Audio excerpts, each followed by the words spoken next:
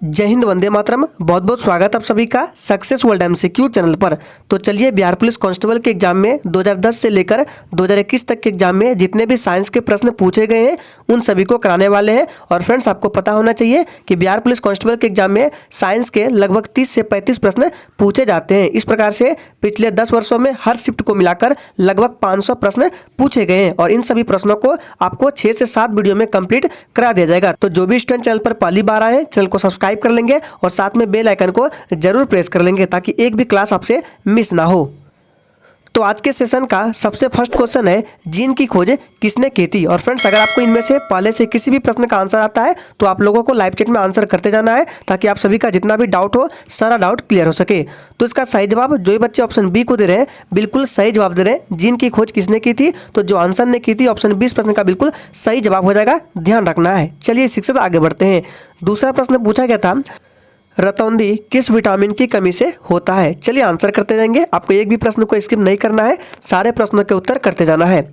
तो रतौंधी किस विटामिन की कमी से होता है, इसका सही जवाब जो बच्चे लाइव चैट में ऑप्शन ए को दे रहे हैं बिल्कुल सही जवाब दे रहे हैं। विटामिन ए की कमी से रतौंधी नामक बीमारी होता है और रतौंधी बीमारी जो है ये आंखों से संबंधित बीमारी है, ध्यान रखना है। आपसे पूछ सकता है एग्जाम में, विटामिन ए का रासायनिक नाम क्या होता है, तो रेटिनॉल होता है। विटामिन बी का क्या होता है, थायमिन होता है। विटामिन सी का एस्कॉर्बिक एसिड और विटामिन डी का क्या होता है, तो याद रखना है विटामिन डी का कैल्सीफेरॉल होता है। सभी के रासायनिक नाम को याद रखना इंपॉर्टेंट है। तीसरा प्रश्न पूछा गया था, न्यूट्रॉन की खोज किसने की थी। मोस्ट इंपॉर्टेंट प्रश्न है, चलिए आंसर करते जाएंगे। और फ्रेंड्स, इससे पहले 2010 से लेकर 2021 तक में बिहार पुलिस कांस्टेबल के एग्जाम में जितने भी हिस्ट्री, पॉलिटी, ज्योग्राफी और हिंदी के प्रश्न पूछे गए हैं उन सभी को अलग अलग सेपरेट वीडियो में कवर किया गया है और सभी के लिंक आपको वीडियो के डिस्क्रिप्शन बॉक्स में मिल जाएगा, आप सभी वीडियो को देख लीजिए। तो न्यूट्रॉन की खोज किसने की, इसका सही जवाब जो बच्चे बी दे रहे हैं बिल्कुल सही जवाब दे रहे हैं, जेम्स चैडविक ने न्यूट्रॉन की खोज की थी। याद रखना, आपसे पूछ सकता है इलेक्ट्रॉन की खोज किसने की थी, तो इलेक्ट्रॉन की खोज थॉमसन ने की थी। प्रोटॉन का पूछ सकता है, प्रोटॉन का खोज किसने किया था,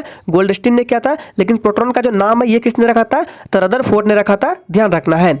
नेक्स्ट क्वेश्चन है, एक वाष्प इंजन ऊष्मीय ऊर्जा को खाली स्थान में परिवर्तित करता है। चलिए आंसर करते जाएंगे। और फ्रेंड्स, अगर आपको क्वेश्चन से रिलेटेड कुछ पूछना है या किसी भी प्रकार का डाउट होता है तो तुरंत आप कमेंट करके पूछ सकते हैं। तो एक वाष्प इंजन सबसे पहले क्या करता है, देखिए, तो एक वाष्प इंजन जो है ये सबसे पहले रासायनिक ऊर्जा को ऊष्मीय ऊर्जा में कन्वर्ट करता है, फिर ऊष्मीय ऊर्जा को किसमें करता है, यांत्रिक ऊर्जा में। तो राइट आंसर डी के साथ चला जाएगा, ध्यान देना है। सबसे पहले रासायनिक ऊर्जा को ऊष्मीय ऊर्जा में, फिर ऊष्मीय ऊर्जा को यांत्रिक ऊर्जा में, ध्यान रखना है। नेक्स्ट है, गुब्बारे में किस गैस का प्रयोग किया जाता है। चलिए आंसर करते जाएंगे। चलिए, आपका टाइम खत्म होता है और इसका सही जवाब जो ये बच्चे ऑप्शन ए को दे रहे हैं बिल्कुल सही जवाब दे रहे हैं। गुब्बारे में हल्की गैस का प्रयोग किया जाता है, हीलियम का प्रयोग किया जाता है, ध्यान रखना है। हीलियम का संकेत पूछ सकता है तो He होता है, इसका परमाणु क्रमांक 2 होता है, ध्यान रखना है। नेक्स्ट क्वेश्चन पूछा गया था, ग्लोबल वार्मिंग किस गैस से होता है। चलिए आंसर करते जाएंगे। चलिए, ग्लोबल वार्मिंग किस गैस से होता है, तो इसका सही जवाब जो बच्चे बी दे रहे हैं बिल्कुल सही जवाब दे रहे हैं, कार्बन डाइऑक्साइड से होता है। याद रखना है, कार्बन डाइऑक्साइड को CO2 से डिनोट किया जाता है, ध्यान रखना है। नेक्स्ट क्वेश्चन पूछा गया था, विद्युत धारा मापने के लिए किसका प्रयोग किया जाता है। चलिए आंसर करते जाएंगे। और फ्रेंड्स, सेशन के एंड में अपना अपना इसको जरूर देना है कि अपने कितने प्रश्न का सही सही जवाब दिए हैं। तो विद्युत धारा मापने के लिए किसका प्रयोग किया जाता है, तो एमीटर का प्रयोग किया जाता है, ऑप्शन ए बिल्कुल सही जवाब हो जाएगा। अगर आपसे पूछे कि विद्युत धारा की इकाई क्या होता है, तो एम्पियर होता है, रखना है, यहाँ पे लिख देते हैं विद्युत धारा की इकाई क्या है, तो एम्पियर है, ध्यान रखना है। चलिए आगे बढ़ते हैं। नेक्स्ट क्वेश्चन पूछा गया था, विद्युत बल्ब का फिलामेंट जो होता है वो किसका बना होता है। चलिए आंसर करते जाएंगे, बहुत ही शानदार प्रश्न है। आपका टाइम खत्म होता है, इसका सही जवाब जो ये बच्चे बी दे रहे हैं बिल्कुल सही जवाब दे रहे हैं। विद्युत बल्ब का जो फिलामेंट है टंगस्टन का बना होता है और टंगस्टन का अगर आपको संकेत पूछ लिया जाए तो W होता है, ध्यान रखना है। नेक्स्ट क्वेश्चन पूछा गया था, COOH में कार्यात्मक ग्रुप क्या है। चलिए आंसर करते जाएंगे, बहुत ही इंपॉर्टेंट प्रश्न है, सोच समझ कर आंसर करना है। तो देखिए, ये जो है किसका ग्रुप है, तो इसका राइट आंसर ऑप्शन डी के साथ चलेगा, कार्बोक्सिलिक एसिड। याद रखना है, कार्बोक्सिलिक एसिड, ऑप्शन डी इस प्रश्न का बिल्कुल सही जवाब हो जाएगा, ध्यान रखना है। फॉर्मिक अम्ल का क्या होता है, तो यहाँ पे लिखते हैं फॉर्मिक अम्ल का होता है HCOOH, ये फॉर्मिक अम्ल का होता है। याद रखना है, एसिटिक अम्ल का क्या होता है, तो यहाँ पे लिख देते हैं CH3COOH, ये किसका होता है, एसिटिक का, और ये फॉर्मिक का, ध्यान रखना है। और ये सभी जो है इसी ग्रुप में आते हैं, कार्बोक्सिलिक एसिड में, ध्यान रखना है। चलिए आगे बढ़ते हैं। नेक्स्ट क्वेश्चन पूछा गया था, वोट देने वाले मतदाताओं के लिए किस चीज का प्रयोग किया जाता है। यह प्रश्न काफी बार एग्जाम में पूछा गया है, ध्यान रखना, इंपॉर्टेंट प्रश्न है। चलिए, तो इसका सही जवाब जो भी बच्चे लाइव चैट में ऑप्शन ए को दे रहे हैं बिल्कुल सही जवाब दे रहे हैं, सिल्वर नाइट्रेट केमिकल युक्त स्याही का प्रयोग किया जाता है वोट देने वाले मतदाताओं के लिए, ध्यान रखना है। नेक्स्ट क्वेश्चन पूछा गया था शक्ति का एसआई मात्रक क्या होता है, बहुत ही शानदार प्रश्न है। चलिए आंसर करते जाएंगे और आपको सेशन को पूरा देखना है, 20 से स्किप करके नहीं जाना है। तो शक्ति का एसआई मात्रक क्या होता है आप सभी जानते हैं, वाट होता है। ऑप्शन 20 प्रश्न का बिल्कुल सही जवाब हो जाएगा, ध्यान रखना है। नेक्स्ट क्वेश्चन पूछा गया था इसमें से तरल तत्व कौन सा है, चलिए आंसर करते जाएंगे। आपको बताना है इसमें से तरल तत्व कौन सा है, पारा, जस्ता, तांबा या फिर डी पन्ना। तो इसका सही जवाब जो भी बच्चे ऑप्शन ए को दे रहे हैं बिल्कुल सही जवाब दे रहे हैं, इसमें से तरल तत्व पारा होता है, याद रखना ऑप्शन ए बिल्कुल सही जवाब है। नेक्स्ट है मानव के हृदय में कितने वैश्व में पाए जाते हैं, चलिए आंसर करेंगे। मानव के हृदय में कितने वैश्व में पाए जाते हैं, तो इसका सही जवाब है ऑप्शन ए 4 वैश्व में पाए जाते हैं, ऑप्शन ए बिल्कुल सही जवाब हो जाएगा। नेक्स्ट है ग्लूकोज का सूत्र क्या है, चलिए आंसर करते जाएंगे। ग्लूकोज का सूत्र क्या है, तो आप सभी को पता होना चाहिए ग्लूकोज का सूत्र होता है C6H12O6, याद रखना ऑप्शन ए बिल्कुल सही जवाब है। नेक्स्ट क्वेश्चन पूछा गया था बच्चा को जन्म लेने के बाद कौन सा टीका लगाया जाता है, सही से सारे ऑप्शंस को पढ़िए, चेचक का, BCG का टीका, पोलियो या इनमें से कोई नहीं।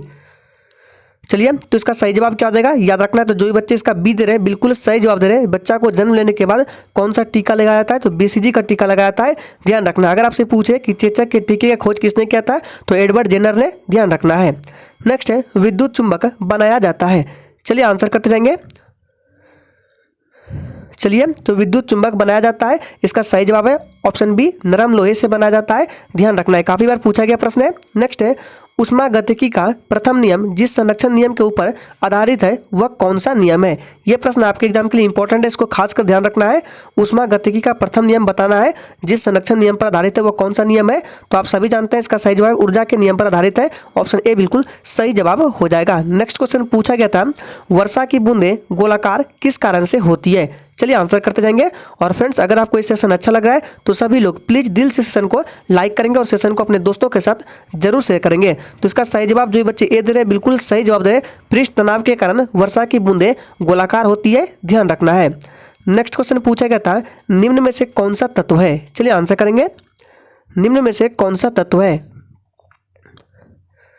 चलिए इसका सही जवाब जो भी बच्चे ऑप्शन सी को दे रहे हैं बिल्कुल सही जवाब दे रहे हैं, हीरा हो जाएगा। नेक्स्ट है रासायनिक ऊर्जा को विद्युत ऊर्जा में परिवर्तित करने वाली युक्ति क्या कहलाती है, चलिए आंसर करते जाएंगे। रासायनिक ऊर्जा को विद्युत ऊर्जा में परिवर्तित करने वाली युक्ति क्या कहलाती है, तो आप सभी जानते हैं इसका सही जवाब है ऑप्शन डी विद्युत कोष, यानी कि इसको बैटरी भी बोला जाता है, ध्यान रखना है। बैटरी क्या करता है, रासायनिक ऊर्जा को विद्युत ऊर्जा में परिवर्तित करता है, ध्यान रखना है। नेक्स्ट है स्थिर ताप पर गैस के निश्चित द्रव्यमान का आयतन कम करने पर दाब क्या होगा, चलिए आंसर करेंगे।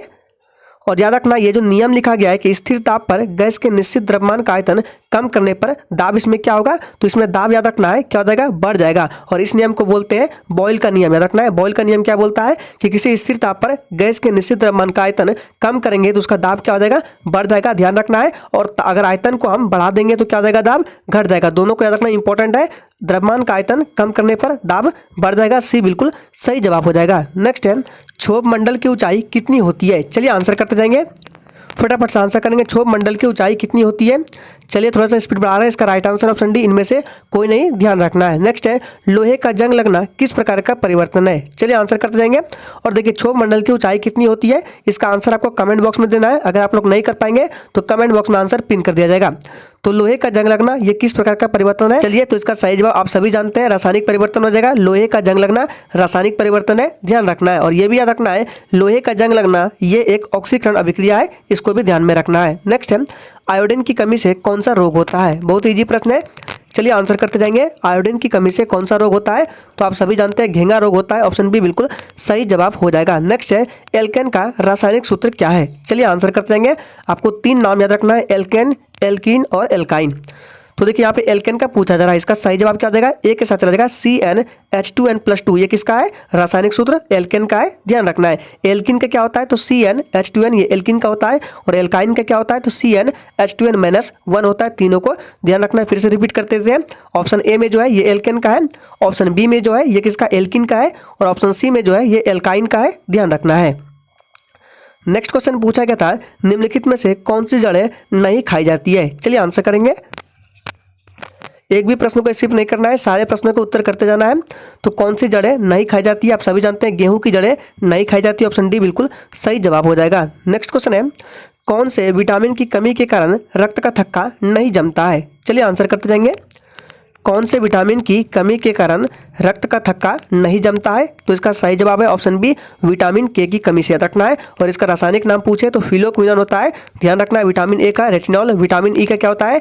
टोकोफेरॉल होता है, और विटामिन डी का कैल्सीफेरॉल। सभी को ध्यान रखना इंपॉर्टेंट है। नेक्स्ट है, प्रतिरोध का व्युत्क्रम चालकता होता है। सही से क्वेश्चन पढ़िए, देखिए क्या बोला जा रहा है कि प्रतिरोध का व्युत्क्रम क्या होता है? चालकता होता है, ठीक है। यदि बोला जा रहा है कि प्रतिरोध की इकाई ओम है तो चालकता की इकाई क्या होगी? चलिए आंसर करते जाएंगे। यहाँ पे क्या दिया गया है कि प्रतिरोध बराबर होता है, क्या होता है यहाँ पे लिख के बता देते हैं। प्रतिरोध बराबर होता है 1/चालकता, ठीक है। और इसमें क्या दिया है? प्रतिरोध की इकाई दिया है, यानी कि ओम इसका दिया है। तो चालकता की इकाई क्या हो जाएगा? तो चालकता इसका इन्वर्स हो जाएगा, यानी कि ओम इन्वर्स हो जाएगा। ऑप्शन ए बिल्कुल सही जवाब हो जाएगा। ओम इन्वर्स को ऐसे भी लिखा जाता है, ध्यान रखना है। चलिए आगे बढ़ते हैं। नेक्स्ट है, एक पारद मिश्रण का निवारण घटक क्या है? चलिए आंसर करेंगे। और जिसने अभी तक सेशन को लाइक नहीं किया, प्लीज सभी लोग सेशन को लाइक करेंगे। तो एक पारद मिश्रण का निवारण घटक क्या है? सही जवाब है ऑप्शन बी, पारा है, ध्यान रखना है। नेक्स्ट है, हरित गृह गैसों का पृथ्वी के वायुमंडल के औसत ताप पर क्या प्रभाव होता है? चलिए आंसर करेंगे। हरित गृह गैसों का पृथ्वी के वायुमंडल के औसत ताप पर क्या प्रभाव होता है? सही जवाब है ऑप्शन ई, बढ़ता है, ध्यान रखना है। नेक्स्ट है, बैरोमीटर के आविष्कारक कौन है? चलिए, तो याद रखना है बैरोमीटर का आविष्कारक कौन है? तो याद रखना है टोरिसेली है, ऑप्शन ए बिल्कुल सही जवाब देगा, ध्यान रखना है। और बैरोमीटर जो है ये दाब मापने का यंत्र है, ये भी ध्यान रखना है। नेक्स्ट क्वेश्चन पूछा गया था के MnO4 में मैग्नीज की ऑक्सीकरण संख्या क्या है? इंपॉर्टेंट प्रश्न है, चलिए आंसर करेंगे। तो चलिए इनको निकाल कर बता देते हैं। तो आप सभी जानते हैं इसमें के जो है ये क्या है? ये पोटेशियम है, और पोटेशियम का कितना होता है? +1 होता है, आप सभी जानते हैं। और ऑक्सीजन का कितना होता है? ऑक्सीजन का -2 होता है। तो हमको निकालना है मैग्नीज को, तो मैग्नीज को क्या मान लेंगे? X मान लेंगे। चलिए अब इस डाटा को यहाँ पे सेट करते हैं। तो देखिए पोटेशियम कैगो दिया है? एगो दिया है, तो 1 इंटू क्या करेंगे? 1 करेंगे, क्योंकि पोटेशियम का 1 होता है, ठीक है। उसके बाद हम प्लस का सिंबल देंगे। उसके बाद Mn है, Mn में को क्या मानना है? X मानना है, तो X लिख देंगे, ठीक है।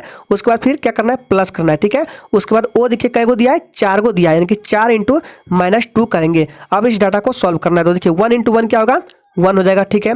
उसके बाद प्लस x लिखा जाएगा। उसके बाद 4 इंटू -2 क्या हो जाएगा? -8 हो जाएगा। और सभी को इक्वल कर देंगे 0 के, तो 8 में 1 चला जाएगा, कितना बचेगा? यहाँ पे लिख के बताते हैं, -7 प्लस x बराबर क्या होगा? 0 होगा। तो x इज इक्वल टू कितना हो जाएगा? इधर जाएगा -7, तो +7 हो जाएगा, यानी कि इसका राइट आंसर ऑप्शन डी के साथ चला जाएगा। याद रखना है +7, ध्यान रखना है। चलिए इसी के साथ आगे बढ़ते हैं। नेक्स्ट क्वेश्चन पूछा गया था XeO2F2 की आकृति क्या होगी? इंपॉर्टेंट प्रश्न है, चलिए आंसर करते जाएंगे।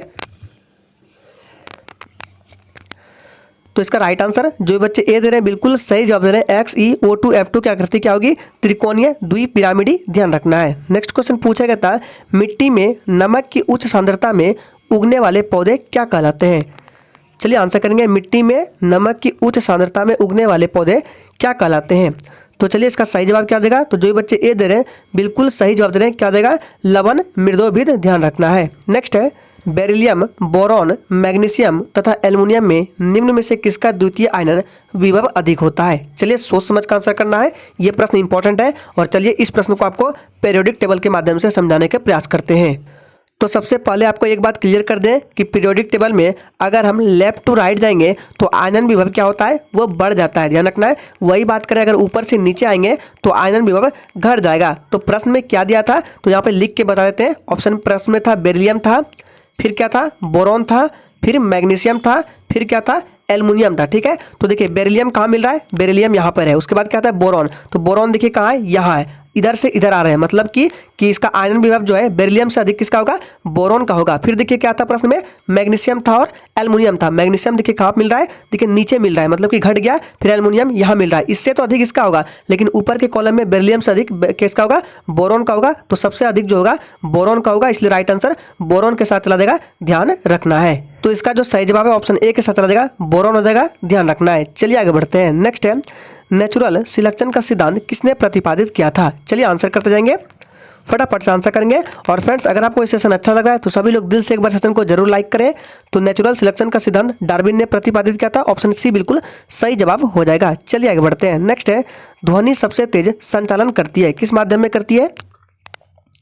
चलिए, तो ध्यान रखना है, ध्वनि सबसे तेज ठोस माध्यम में संचालन करती है। ऑप्शन ए बिल्कुल सही जवाब हो जाएगा। ठोस के बाद द्रव हो जाएगा, द्रव के बाद गैस हो जाएगा। वो निर्वात में संचालन नहीं करती है, ध्यान रखना है। नेक्स्ट है गैमेक्सिन, डीडीटी और ब्लीचिंग पाउडर महत्वपूर्ण यौगिक है। किसके यौगिक है, चलिए आंसर करेंगे। और सभी के सूत्र आपको मालूम होने चाहिए। तो देखिए, गैमेक्सिन का सूत्र हम यहाँ पे लिख रहे हैं, क्या होता है, C6 होता है, H6 होता है, Cl6 होता है। देखिए इसमें क्लोरीन आ रहा है। फिर DDT की बात करते हैं, तो DDT का फुल फॉर्म होता है, यहाँ पे लिखते हैं C14H5 और Cl5। देखिए इसमें भी क्लोरीन आ रहा है। अब बात करते हैं ब्लीचिंग पाउडर यानी कि विरंजक चूर्ण, तो इसका होता है, आप सभी जानते हैं, CaOCl2 होता है। तो इसमें भी क्लोरीन आ रहा है। तो इसका राइट आंसर क्या हो जाएगा, एक के साथ चला जाएगा। क्लोरीन के महत्वपूर्ण यौगिक है, ध्यान रखना है।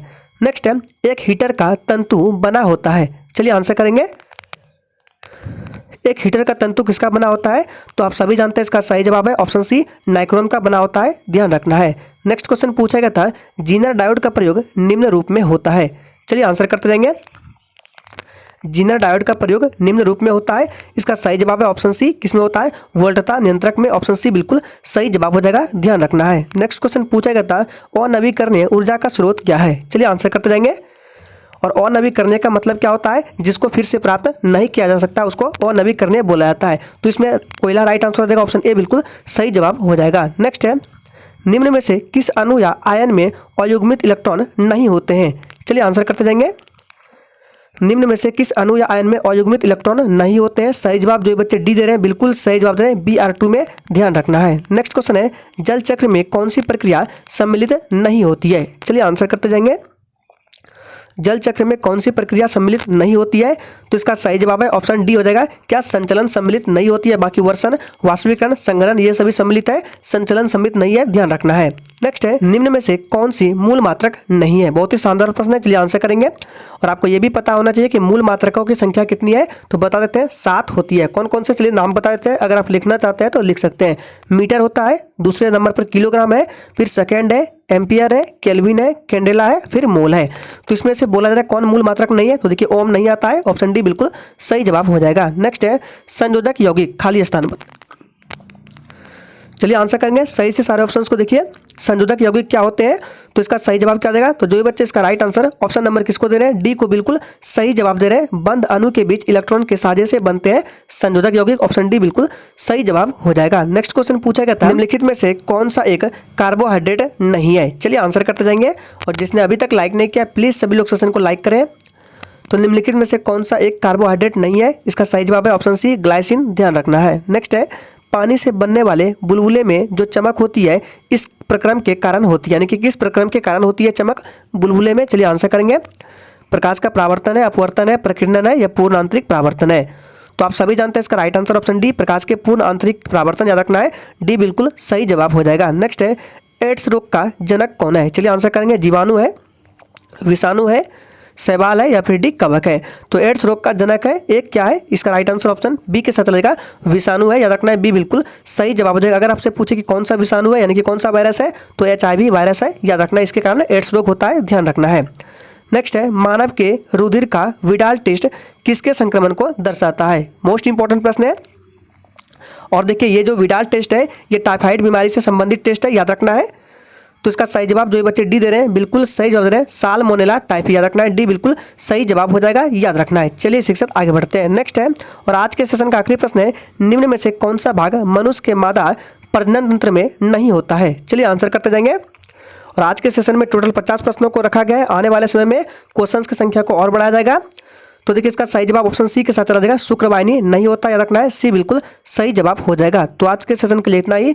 चलिए कल रात फिर 8 बजे मिलते हैं नेक्स्ट सेशन के साथ।